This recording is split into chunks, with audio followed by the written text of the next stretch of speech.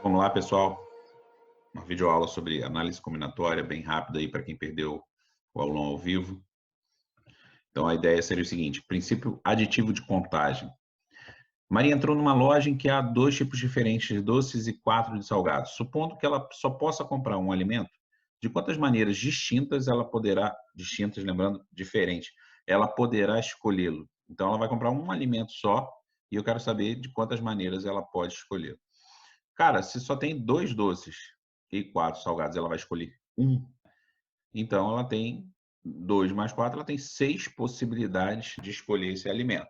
Tudo bem? Vamos para a próxima. Então eu só precisei ali somar, porque eu vou o que que acontece? No princípio aditivo, eu posso comer ali um doce ou um salgado. Então, com isso, acabou usando o princípio aditivo de contagem. No caso do princípio multiplicativo de contagem, eu tenho o seguinte: supondo agora que ela deseja comprar um doce e um salgado. E um salgado. De quantas maneiras ela poderá escolher? Então, ela vai escolher um doce, um salgado, um doce, um salgado. Então, olha o que vai acontecer. A gente pode fazer uma árvore de possibilidades. Então, nessa árvore de possibilidades, eu coloquei ali, olha, inicialmente ela pode escolher o doce 1 e o doce 2. E aí, se ela escolher o doce 1, ela pode escolher o salgado 1, o salgado 2, o salgado 3 e o salgado ou o salgado 4. E ali o que vai acontecer? Se escolher o doce 2, salgado 1, 2 até o 4. Então, ela vai ter 8 maneiras diferentes. Então, ela tinha 2 doces e 4 salgados. Então, num total de 2 vezes 4, ela vai ter 8 possibilidades. Se eu tivesse começado pelo salgado, daria a mesma quantidade. Então, escolheu salgado 1, doce 1, salgado 1, doce 2, salgado 2, doce 1, salgado 2, doce 2, e assim até o final. Tudo bem? Então, basicamente, era só fazer 2 vezes 4. Se eu tenho aqui, no exemplo 2, uma corrida disputada por 3 atletas, de quantas maneiras poderemos ter os 2 primeiros lugares? Se eu chamar os atletas de A, B e C, Arnaldo, Bruno e Carlos, quantas possibilidades teremos para o primeiro colocado? Então, o primeiro colocado tem 3 possibilidades, pode ser o Arnaldo, Bruno ou o Carlos. Aí, sabendo que um dos atletas foi o primeiro colocado, que a gente acabou de falar, quantas possibilidades teremos para o segundo colocado? Então, se o primeiro colocado já foi escolhido, se fosse o A, ainda tem o B e C para o segundo colocado. Se fosse o B, ainda teria A e C. E aí? Então, botei aqui na árvore de possibilidades. No primeiro lugar, você tem A, e aí no segundo lugar poderia ser B ou poderia ser C. Aí já são 2 possibilidades, ó, A, B e A, C. Com B, tem A e C.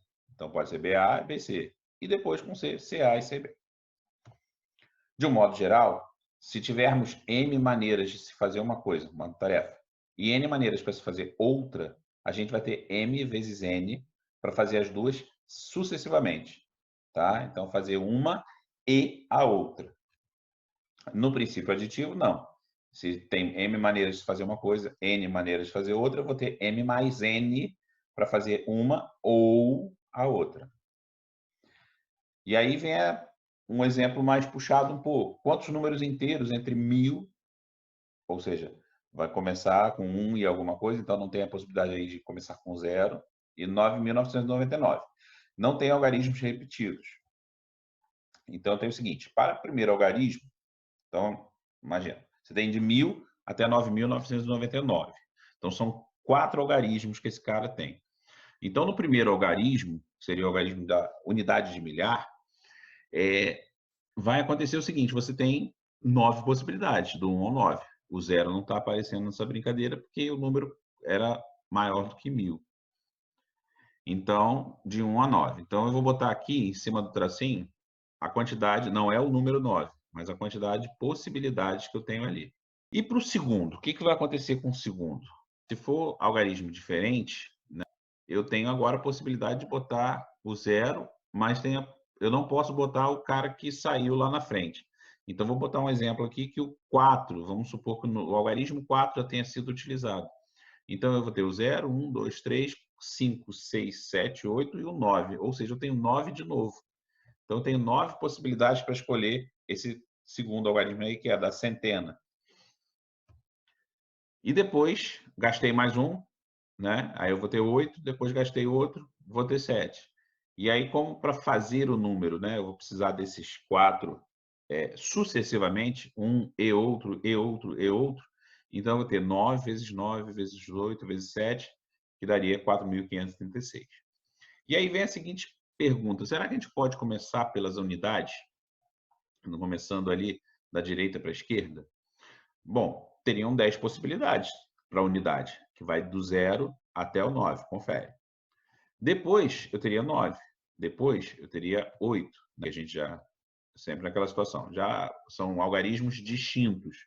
Então, eu já usei um determinado número ali na unidade, então não posso ter ele. Depois, o outro ali não pode. E aí, eu teria um problema para pensar nesse próximo. Por quê? Se você poderia pensar assim, o 7. Mas e aquele lance que eu falei do 0? Pode começar um número com 0? Não, não pode. Só uma observação. De repente, se você estiver fazendo um problema que fale sobre senha, né, a senha pode começar com 0, não teria problema. Mas como a gente está falando de números inteiros, aí não tem como. Então, o que vai acontecer? Se o 0 não saiu ainda, eu vou ter 6 possibilidades. Agora, se o 0 já saiu, são 7, realmente. Então, eu fico nessa dúvida aí, né? Então, se o algarismo 0 já tivesse sido utilizado, teremos 7 possibilidades. Caso contrário, teremos apenas 6 possibilidades.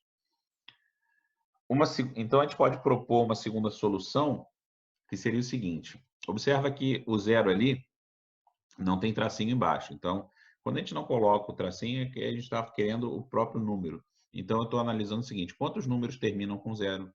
Quantos números tem o 0 na dezena? Quantos números tem o 0 na centena? E depois, no outro, seria quantos números não tem o 0. Então, se o 0 é a unidade, na hora de pensar na dezena, eu tenho 9 possibilidades, depois 8, depois 7. Então, depois eu vou ter que multiplicar. 9 vezes 8 vezes 7. Se o 0 estiver na dezena, a unidade, eu tenho 9 possibilidades. Mesma coisa, né? O 8 e o 7. A mesma coisa para a centena. E se não tiver 0 no número, né, tenho 9 possibilidades para a unidade, já que não tenho 0, de 1 a 9. Depois 8, 7, 6.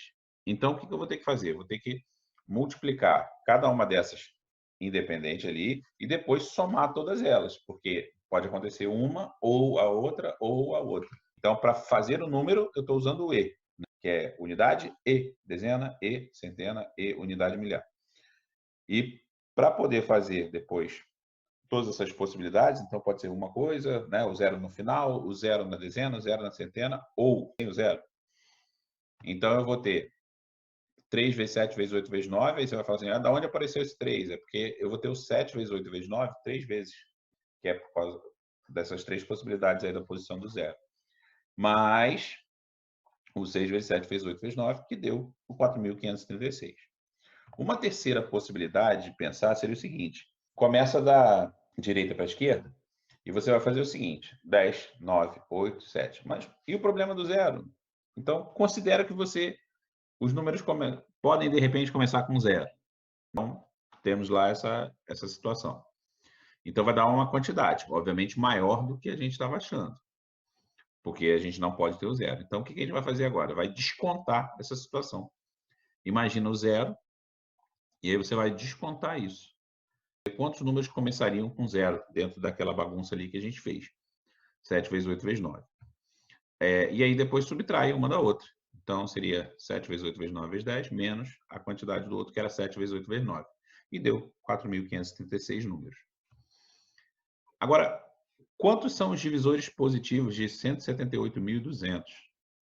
Então, aqui a ideia ela é um pouco mais pesada, que é o seguinte: se eu fatorar 178.200, eu tenho 2 elevado a 3, 3 elevado a 4, 5 elevado a 2, vezes 11. Essa é a fatoração dele. Então, qualquer divisor do 178.200 assume essa forma daqui, de 2 elevado a alguma coisa, 3 elevado a outra, 5 elevado a outra e 11 elevado a outra. Esse K, do 2, por exemplo, ele poderia ser desde 0 até chegar a 3. Então, 0, 1, 2, 3. O 3, que vai ser elevado a 4 ali na fatoração, Então, ele poderia ser o 0, o 1, o 2, o 3, até no máximo o 4. E assim vai. Então, o que vai acontecer? Aqui botou-se assim um exemplo aqui só para poder mostrar que o divisor vai seguir esse formato. Então, por exemplo, o 88, ele poderia ser 2 ao cubo vezes 3 elevado a 0, 5 elevado a 0 vezes 11. Então, geraria 88. Qualquer divisor você consegue fazer com essa estrutura. E aí a gente tem o seguinte pensamento: é 2 elevado a alguma coisa, 3 elevado a outra, 5 elevado e 11 elevado. Então, já apareceu ali embaixo ali a resposta, mas vamos tentar entendê-la. Que é o seguinte: 2 elevado a quantas possibilidades? Lembra que o 2 era elevado a 3. Então, eu tenho 3, o 2, o 1 e o 0 como possibilidade. Eu tenho 4 possibilidades. Já o 3, né, ele era elevado a 4, então eu tenho 4, 3, 2, 1 e o 0. Então, sempre um a mais do que estava naquele valor ali. Então, eu tenho 4 vezes 5 vezes 3 vezes 2, 120 divisores ali. Agora, um outro conceito que é muito importante a gente saber é o conceito de fatorial. O que fazermos se nos pedirem para escrever a seguinte expressão? 1 vezes 2, multiplicando isso até chegar a 18. Isso seria, imagina, numa conta, seria terrível ter que escrever isso aí toda hora. Fazer, então, a conta pior ainda. Então, a ideia seria usar a notação de fatorial, que é simplesmente botar uma exclamação do lado do número. Então, 18 fatorial, é assim que a gente lê. 18 fatorial seria a multiplicação. 18, 17, 16, até chegar a 1, ou de 1 a 18, tanto faz. Então, se você tem um número natural, então, ó, número natural a gente trabalha aí no ensino, né, fundamental e médio, começando do 0. 0, 1, 2, 3, os números que a gente usa para contar as coisas.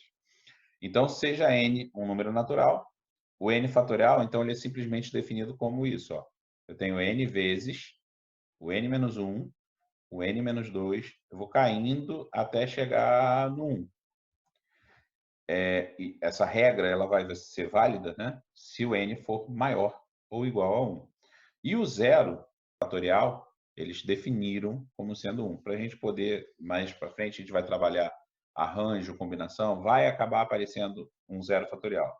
E aí vamos ter que trabalhar como sendo ele 1. Então, é a definição nossa. Então, por exemplo, 5 fatorial, o que seria? 5 vezes 4 vezes 3 vezes 2 vezes 1, que na verdade deu 120. Então, pessoal, por hoje é só. E a gente volta na próxima aula falando um pouquinho mais sobre o lance, fazendo a revisão de divisores, que eu acho que vai ser importante para a gente. E no próximo vídeo a gente vai estar falando sobre isso. E continuando esse PowerPoint aí, que tem mais informações para a gente, tá bom? Forte abraço e até a próxima.